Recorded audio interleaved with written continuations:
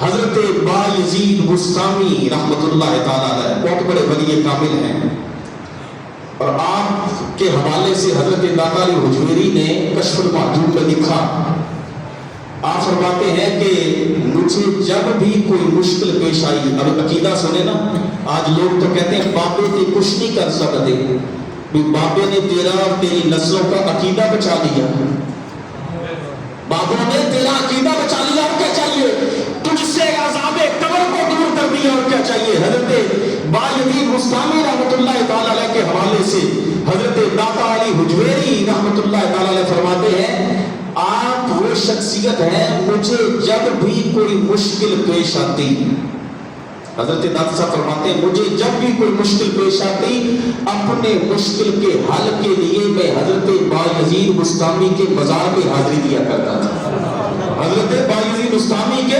مزار پہ حاضری دیا کرتا تھا۔ اور حضرت جنید بغدادی رحمۃ اللہ تعالی علیہ آپ فرمایا کرتے تھے کہ حضرت بایزید بستامی کا ولیوں کے اندر مقام ایسے ہے جیسے حضرت جبریل امین کا مقام فرشتوں کے اندر ہے، فرشتوں کے اندر ہے۔ حضرت بایزید بستامی رحمۃ اللہ تعالی علیہ سے کسی نے پوچھا کہ عظمت مصطفیٰ کیا ہے، رفعت مصطفیٰ کیا ہے، مقام مصطفیٰ کیا ہے، بلندی مصطفیٰ کیا ہے، تو حضرت بایزید بستامی رحمۃ اللہ تعالی علیہ نے جو جواب عطا فرمایا، فرمایا نہ میری عقل میں اتنی وسعت ہے، گنجائش ہے کہ عظمت مصطفیٰ کو بیان کر سکے، نہ تیری عقل میں اتنی وسعت ہے، گنجائش ہے کہ عظمت مصطفیٰ کو بیان کر سکے، لیکن ہاں اتنا ضرور ہے۔ اور سنیے جو الفاظ آپ نے سرکار کے حوالے سے فرمائے، فرمایا اس کائنات رنگ و بو کے اندر عام بندے کے مقام کی جو انتہا ہے، عام بندے کی جو مقام کی انتہا ہے، فرمایا وہ بندہ مومن کے مقام کی ابتدا ہے، وہ بندہ مومن کے مقام کی ابتدا ہے، اور فرمایا جو بندہ مومن کے مقام کی انتہا ہے، فرمایا وہ شہید کے مقام کی ابتدا ہے، وہ شہید کے مقام کی ابتدا ہے، اور فرمایا جو شہید کے مقام کی انتہا ہے وہ مجتہد کے مقام کی ابتدا ہے، اور فرمایا جو مجتہد کے مقام کی انتہا ہے، فرمایا وہ اوتاد کے مقام کی ابتدا ہے، اور فرمایا جو اوتاد کے مقام کی انتہا ہے وہ کتب کے مقام کی ابتدا ہے، جو کتب کے مقام کی انتہا ہے وہ غوث کے مقام کی ابتدا ہے، جو غوث کے مقام کی انتہا ہے وہ غوث اعظم کے مقام کی ابتدا ہے، جو غوث اعظم کے مقام کی انتہا ہے وہ تابعی کے مقام کی ابتدا ہے، جو تابعی کے مقام کی انتہا ہے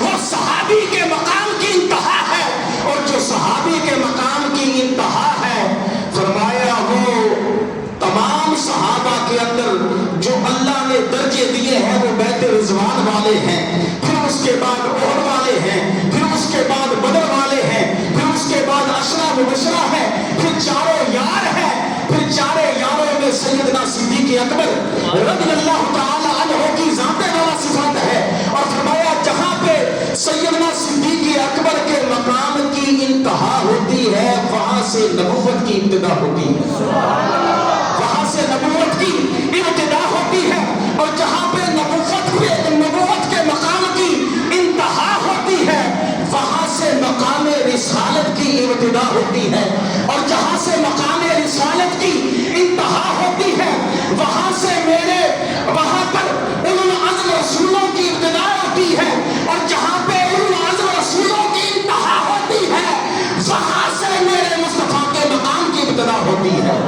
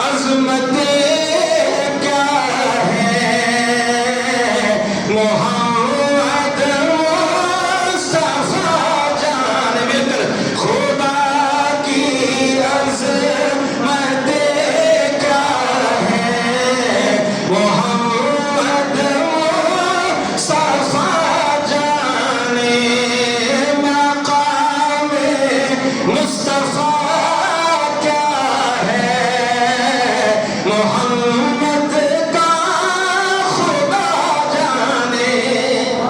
یعنی سرکار کی عظمتیں، سرکار کی رفعتیں یا رب جانتا ہے یا رب کا حبیب جانتا ہے. آئیے میں اس عاشق کے مزار کی بارگاہ میں لے چلوں کہ جو سرکار کے ساتھ مدینہ کے گلیوں میں رہے، جو خلوت میں رہے، جلوت میں رہے، غار میں رہے، مزار میں رہے. سیدنا صدیق اکبر رضی اللہ تعالی عنہ، سرکار نے پوچھا اے صدیق تم ہماری حقیقت کے بارے میں کیا جانتے ہو؟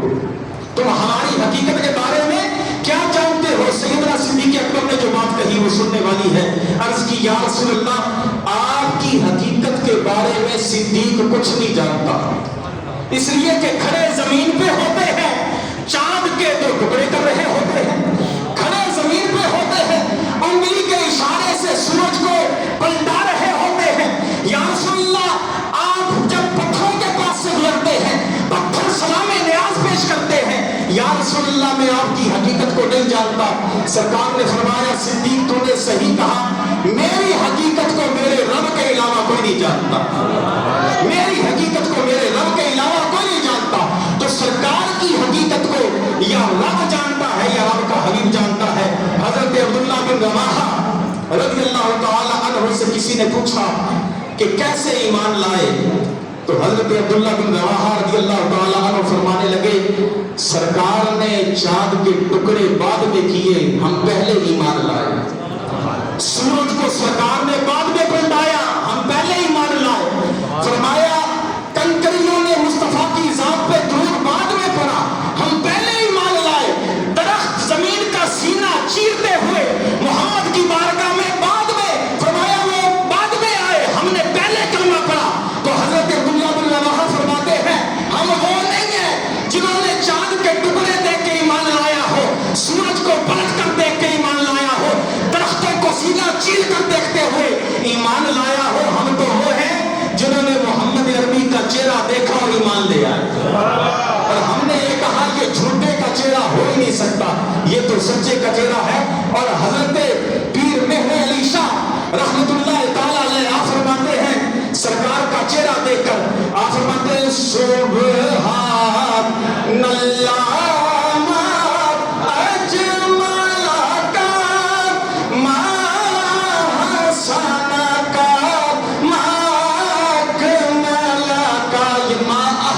جو لفظ ہے اسے کہتے ہیں لفظ تعجب، یعنی کسی بھی چیز کو دیکھ کے حیران ہونا. یعنی پنجابی میں وچ کما تے بندہ کہتا ہے بلے بلے. یعنی پیر مہر علی شاہ رحمۃ اللہ تعالی علیہ نے کہا سرکار کا حسن دیکھ کے بلے بلے کیا حسن ہے میرے مصطفیٰ کا، ما احسن کا ما اکمل کا، کتھے مہر علی کتھے تیری سنا، گستاخ اکھیاں کتھے جال رہیاں. اور یہ وہ مصطفیٰ کا چہرہ ہے. اور یہ میں جو الفاظ کہہ رہا ہوں یہ بات کو تازہ کرنے والے ہیں. مصطفیٰ کا چہرہ ایسا ہے جو رب کو منوانے کے لیے بھی کافی ہے اور ہمیں بخشوانے کے لیے بھی کافی ہے. جو ہمیں رب منوانے کے لیے بھی کافی ہے، بخشوانے کے لیے بھی کافی ہے. لوگ کہتے ہیں تم سرکار کا ذکر اتنا کرتے ہو کہ رب سے ملا دیتے ہو، یہ تو تم شرک کر رہے ہو. حالانکہ وہ خود شرک کر رہے ہوتے ہیں. کیوں؟ اس لیے کہ انہوں نے یہ اعتراض کیا تم ذکر کر کے رب کے ساتھ ملا دیتے ہو. جن کا ذکر میرے رب نے بلند کر دیا ہے ہم کون ہوتے ہیں بلند کرنے والے؟ اللہ فرماتا ہے ہمارا خانہ اللہ کا ذکر، اے محمود صلی اللہ علیہ وسلم ہم نے آپ کی خاطر آپ کا ذکر بلند کر دیا. اور پھر میں ایک جملہ کہوں جو ایمان کو تازہ کر دے، ہم تو اپنے محمد کے مقابلے میں کسی دوسرے محمد کو برداشت نہیں کرتے. ہم تو اپنے محمد کے مقابلے میں کسی اور نبی کو برداشت نہیں کرتے، اللہ کے مقابلے میں کسی اور رب کو کیسے برداشت کر سکتے ہیں؟ ہم تو یہ کہتے ہیں کہ سرکار علیہ السلام بشر ہے لیکن افضل البشر ہے. اللہ نے ساری کائنات کا مالک اپنے محبوب کو بنا دیا ہے. تو حضرت جابر بن سمرہ رضی اللہ تعالیٰ عنہ فرماتے ہیں سرکار کا چہرہ کیسا تھا. حضرت جابر بن سمرہ فرماتے ہیں میں سرکار کی بارگاہ میں اس حالت میں حاضر ہوا کہ آپ علیہ السلام نے سرخ رنگ کا حلہ زیب تر کر رکھا تھا. اور خدا کی قسم ہے حضرت جابر جابر بن سمرہ فرماتے ہیں اس لال سرخ حلے میں بھی سرکار کا چہرہ اور زیادہ روشن دکھائی دے رہا تھا.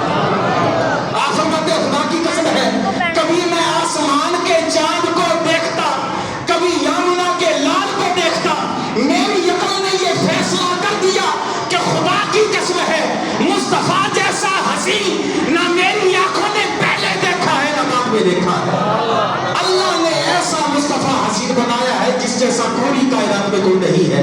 تو یہ جلوے بیان کرنا, سرکار کے کمالات کو بیان کرنا, سرکار کے حسن کو بیان کرنا, یہ صرف یہی نہیں کہ یہ کوئی معذاللہ بدعت سیئہ ہے, یہ وہ محفل میلاد ہے جو رب کی بھی سنت ہے اور سماعت کرنا رب کے فرشتوں کی سنت ہے.